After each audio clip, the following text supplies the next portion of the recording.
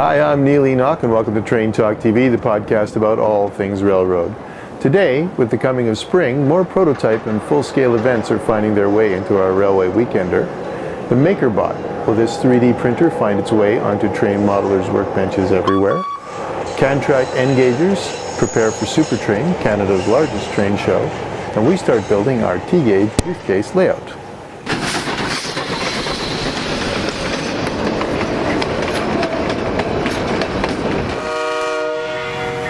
Well, our Railway Weekender is showing sure signs of spring as rail fan events start to make their way onto the schedule. The Illinois Central Railway Museum is holding their Snowflake special on an excursion train of the CTA's soon-to-be-retired 2200 series cars. That's this Sunday, March 27th. At the Orange Empire Railway Museum, a nighttime photo event with professionally set up lighting and some antique vehicles from the American Truck Historical Society to help make the ambience. This is a free event running Saturday, March 26th. And Filmore, California is holding the Ralfest 2011. Steam returns to Filmore. Pretty much the entire town gets involved with this one. These events, Day Out with Thomas events, and dozens of model railway shows and open houses are all listed in our Railway Weekender. Make sure you subscribe at www.traintalktv. You can link through to the detail pages for each event there. Well, the Makerbot, if you don't know, is an open source 3D printer. What's a 3D printer, you ask? It basically prints objects instead of lines on paper. It prints actual objects out of plastic. The Makerbot is something I saw several years ago, and I thought this might be interesting and it might have some application for model railroading. I haven't been able to see much application out there, so we took the plunge and went ahead and got one. The Makerbot. Like the sticker says, Makerbot inside. Let's have a look. And the Makerbot, check that out. Metal emblem. So it's a genuine Makerbot. Oh, okay, that's what 5 pounds of plastic looks like. When you see the reels, that's 5 pounds. More plastic, looking extremely like a power supply. Looks like about 18 inches to me. Nicely cut parts pack, some plexi, and silkscreen wood. This is the ABPU version 2 kit. Automated build platform, that's what that is. That'd be the top skin for it. Plastic belt. This is the thing that squirts out the plastic. So, board, electronics, and a whole bunch of stuff to build. There's your drive motor. Just a whole bunch of stuff. So we're going to get into this in a little more detail later. There, Gen 4 electronics. Seen that picture on the website. Tools, belts and drive, power cord, your drive motors.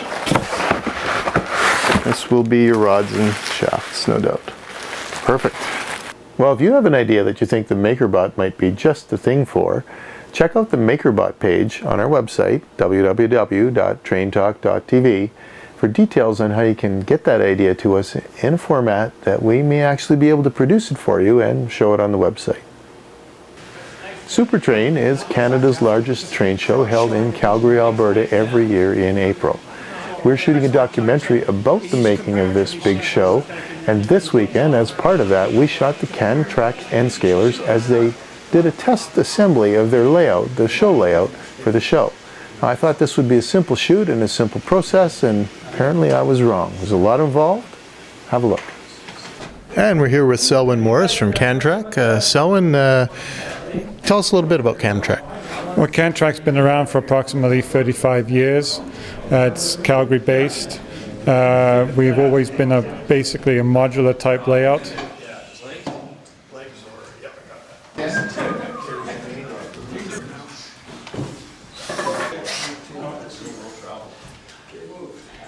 What's the reason for the exercise today?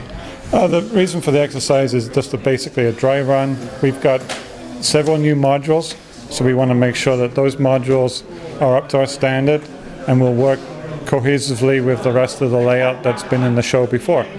So, and it's also an opportunity for members to run the trains, because we don't generally have an operational session every week.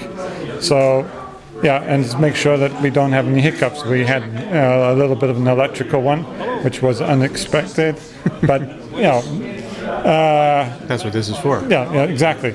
And we worked it through and we had it fixed in about 15-20 minutes.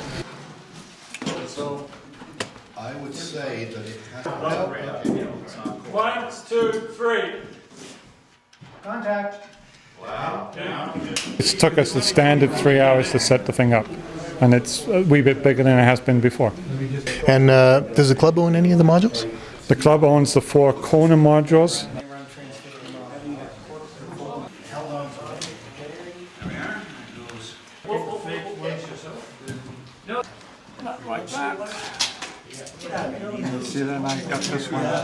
So how did you get into this, Glenn? Well, I've always had an interest in model railway, and back in the 1970s, I had some N-scale stuff, but I didn't have the space, or the time, or the skills to build an entire layout. And so the railway stuff sat in a suitcase for almost 30 years, and then last January, I decided I'd maybe sell it or something or get rid of it, looked for a club that might want to buy it, and found these module clubs. And a module, 2 feet long, 4 feet wide, or vice versa, is within my grasp. Well, we look forward to seeing the layout at the show. Yeah, I'm looking forward to it too. It's been, we've been in basically every one all the way back since it really started.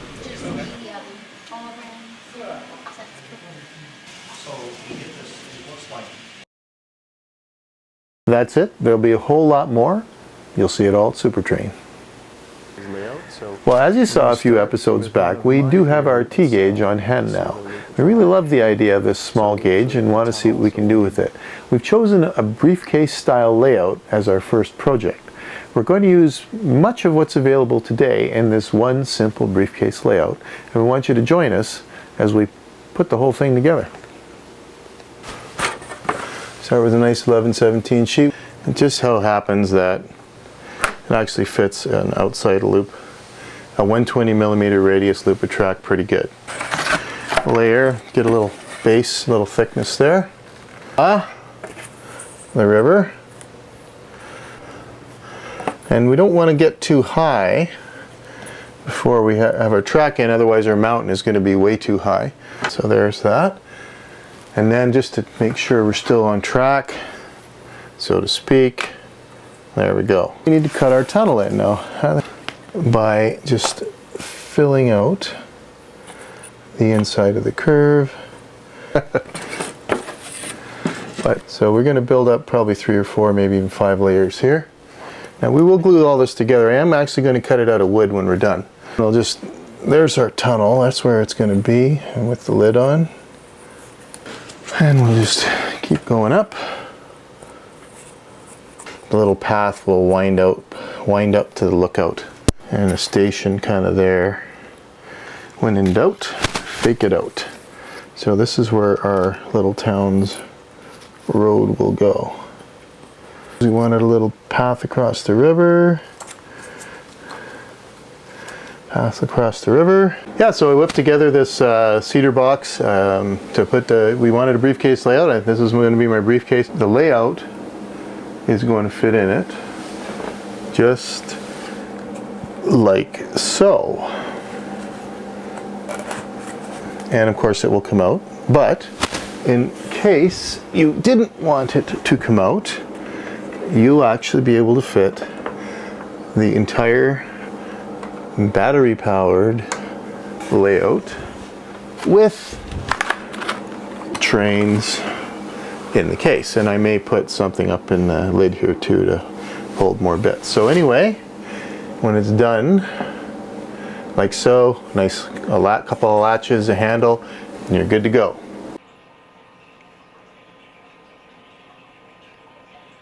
This episode is sponsored by Cribscape's collectible cribbage boards, unique, personalizable gifts for the railroader in your life, now offering a lighthouse option on the Railroad Cribbage Board.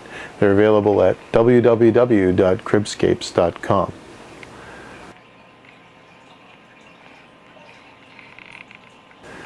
Thanks for watching. If you'd like more information on any of the stories, check out the website at www.traintalk.tv. You can follow us on Facebook, facebook.com/traintalktv, or on Twitter @traintalktv. Thanks for watching.